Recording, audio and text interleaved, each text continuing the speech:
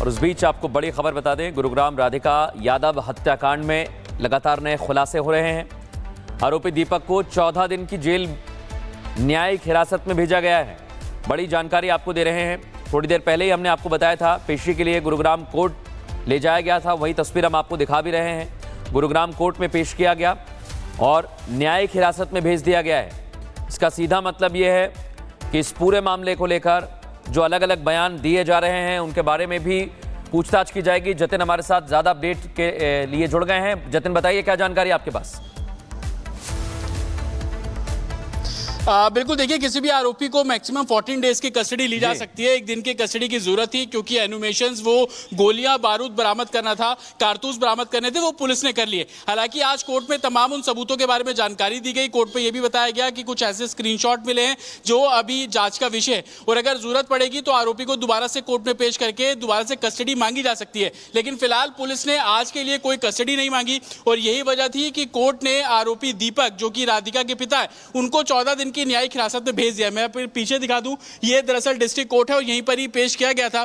तमाम जो अभी तक के एविडेंस है वो कोर्ट के सामने रखे गए। चाहे वो वेपन हो, मर्डर वेपन, वो स्पॉट से रिकवर कर लिया गया था। खाली जो कारतूस है वो रिकवर कर लिए गए थे। पोस्टमार्टम रिपोर्ट जो कि पुलिस को मिली थी वो भी कोर्ट के सामने पेश कर दी गई है, जिसमें साफ तौर पर बताया गया कि राधिका को 4 गोलियां लगी थी और 4 गोलियां राधिका की बॉडी से बाहर निकाली गई हैं। पोस्टमार्टम करा लिया गया है, शव का अंतिम संस्कार करा लिया गया है। इस केस के बारे में तमाम जो जानकारी है वो डिस्ट्रिक्ट जज के सामने साफ तौर पर गुरुग्राम पुलिस ने रखी और गुरुग्राम पुलिस ने इतना बिल्कुल कहा आखिरी में कि आज हमें कस्टडी नहीं चाहिए, लेकिन अगर हमें जरूरत पड़ेगी तो हम एक बार फिर से रिमांड नोट तैयार करेंगे, अपनी जरूरत बताएंगे और कोर्ट से दोबारा कस्टडी ली जा सकती है। इन्हीं सभी दलीलों के आधार पर कोर्ट ने जो आरोपी दीपक है उनको 14 दिन की न्यायिक हिरासत में भेज दिया। तो संभवतः अब राधिका के पिता दीपक का अगला ठिकाना गुरुग्राम की जेल में रहने वाला है। लेकिन सबसे हैरान कर देने वाली बात यह, राधिका के फोन को जब खंगाला गया तो उसमें काफी ऐसी बातें, चाहे वो कोच से जुड़ी हुई थी, उनके जो अकेडमी में ट्रेनिंग करने आने वाले स्टूडेंट से जुड़ी हुई थी, जिसमें फाइनेंशियली तौर पर और किस तरीके से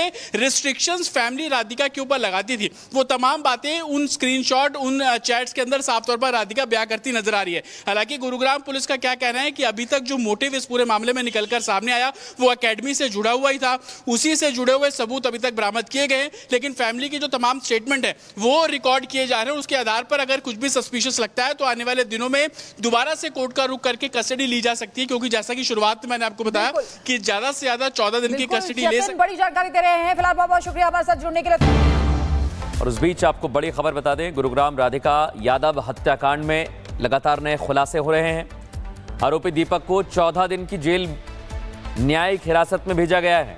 बड़ी जानकारी आपको दे रहे हैं। थोड़ी देर पहले ही हमने आपको बताया था, पेशी के लिए गुरुग्राम कोर्ट ले जाया गया था। वही तस्वीर हम आपको दिखा भी रहे हैं। गुरुग्राम कोर्ट में पेश किया गया और न्यायिक हिरासत में भेज दिया गया है। इसका सीधा मतलब ये है कि इस पूरे मामले को लेकर जो अलग अलग बयान दिए जा रहे हैं उनके बारे में भी पूछताछ की जाएगी। जतिन हमारे साथ ज़्यादा अपडेट के लिए जुड़ गए हैं। जतिन, बताइए क्या जानकारी आपके पास?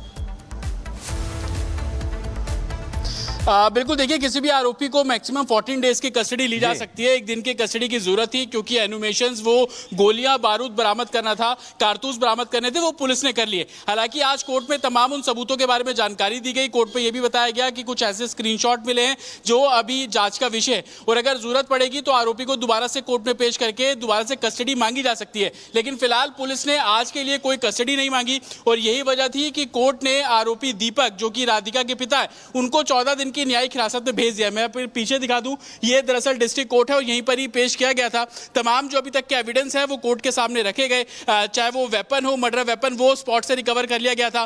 खाली जो कारतूस है वो रिकवर कर लिए गए थे। पोस्टमार्टम रिपोर्ट जो कि पुलिस को मिली थी वो भी कोर्ट के सामने पेश कर दी गई है, जिसमें साफ तौर पर बताया गया कि राधिका को 4 गोलियां लगी थी और 4 गोलियां राधिका की बॉडी से बाहर निकाली गई हैं। पोस्टमार्टम करा लिया गया है, शव का अंतिम संस्कार करा लिया गया है। इस केस के बारे में तमाम जो जानकारी है वो डिस्ट्रिक्ट जज के सामने साफ तौर पर गुरुग्राम पुलिस ने रखी और गुरुग्राम पुलिस ने इतना बिल्कुल कहा आखिरी में कि आज हमें कस्टडी नहीं चाहिए, लेकिन अगर हमें जरूरत पड़ेगी तो हम एक बार फिर से रिमांड नोट तैयार करेंगे, अपनी जरूरत बताएंगे और कोर्ट से दोबारा कस्टडी ली जा सकती है। इन्हीं सभी दलीलों के आधार पर कोर्ट ने जो आरोपी दीपक है उनको 14 दिन की न्यायिक हिरासत में भेज दिया। तो संभवतः अब राधिका के पिता दीपक का अगला ठिकाना गुरुग्राम की जेल में रहने वाला है। लेकिन सबसे हैरान कर देने वाली बात यह, राधिका के फोन को जब खंगाला गया तो उसमें काफी ऐसी बातें, चाहे वो कोच से जुड़ी हुई थी, उनके जो एकेडमी में ट्रेनिंग करने आने वाले स्टूडेंट से जुड़ी हुई थी, जिसमें फाइनेंशियली तौर पर और किस तरीके से रिस्ट्रिक्शंस फैमिली राधिका के ऊपर लगाती थी, वो तमाम बातें उन स्क्रीनशॉट, उन चैट्स के अंदर साफ तौर पर राधिका बयां करती नजर आ रही है।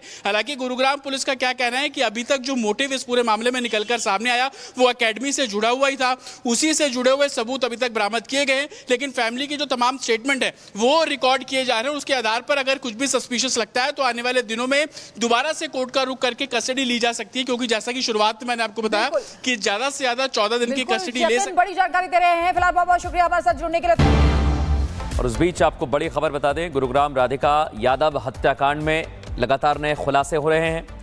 आरोपी दीपक को 14 दिन की जेल न्यायिक हिरासत में भेजा गया है। बड़ी जानकारी आपको दे रहे हैं। थोड़ी देर पहले ही हमने आपको बताया था पेशी के लिए गुरुग्राम कोर्ट ले जाया गया था, वही तस्वीर हम आपको दिखा भी रहे हैं। गुरुग्राम कोर्ट में पेश किया गया और न्यायिक हिरासत में भेज दिया गया है। इसका सीधा मतलब यह है कि इस पूरे मामले को लेकर जो अलग अलग बयान दिए जा रहे हैं उनके बारे में भी पूछताछ की जाएगी। जतिन हमारे साथ ज्यादा अपडेट के लिए जुड़ गए हैं। जतिन, बताइए क्या जानकारी आपके पास? बिल्कुल, देखिए किसी भी आरोपी को मैक्सिमम 14 डेज की कस्टडी ली जा सकती है। एक दिन की कस्टडी की जरूरत थी, क्योंकि एनुमेशंस वो गोलियां बारूद बरामद करना था, कारतूस बरामद करने थे, वो पुलिस ने कर लिए। हालांकि आज कोर्ट में तमाम उन सबूतों के बारे में जानकारी दी गई। कोर्ट में यह भी बताया गया कि कुछ ऐसे स्क्रीनशॉट मिले हैं जो अभी जांच का विषय है, और अगर जरूरत पड़ेगी तो आरोपी को दोबारा से कोर्ट में पेश करके दोबारा से कस्टडी मांगी जा सकती है। लेकिन फिलहाल पुलिस ने आज के लिए कोई कस्टडी नहीं मांगी, और यही वजह थी कि कोर्ट ने आरोपी दीपक, जो कि राधिका के पिता है, उनको 14 दिन की न्यायिक हिरासत में भेज दिया। मैं पीछे दिखा दूं, ये दरअसल डिस्ट्रिक्ट कोर्ट है और यहीं पर ही पेश किया गया था। तमाम जो अभी तक के एविडेंस है वो कोर्ट के सामने रखे गए, चाहे वो वेपन हो, मर्डर वेपन, वो स्पॉट से रिकवर कर लिया गया था।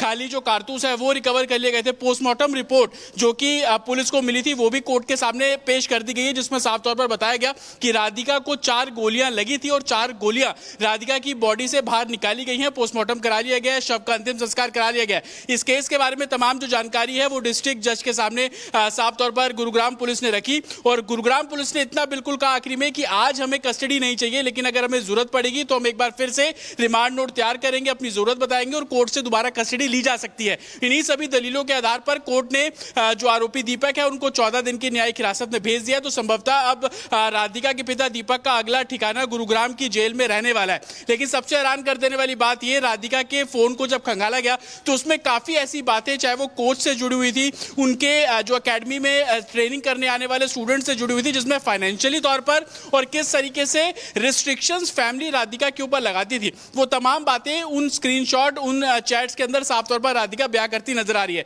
हालांकि गुरुग्राम पुलिस का क्या कहना है कि अभी तक जो मोटिव इस पूरे मामले में निकलकर सामने आया वो एकेडमी से जुड़ा हुआ ही था, उसी से जुड़े हुए सबूत अभी तक बरामद किए गए, लेकिन फैमिली की जो तमाम स्टेटमेंट है वो रिकॉर्ड किए जा रहे हैं। उसके आधार पर अगर कुछ भी सस्पिशियस लगता है तो आने वाले दिनों में दोबारा से कोर्ट का रुख करके कस्टडी ली जा सकती है, क्योंकि जैसा कि शुरुआत में मैंने आपको बताया कि ज्यादा से ज्यादा 14 दिन की कस्टडी ले सकती है। बड़ी जानकारी दे रहे हैं। फिलहाल बहुत बहुत शुक्रिया हमारे साथ जुड़ने के लिए।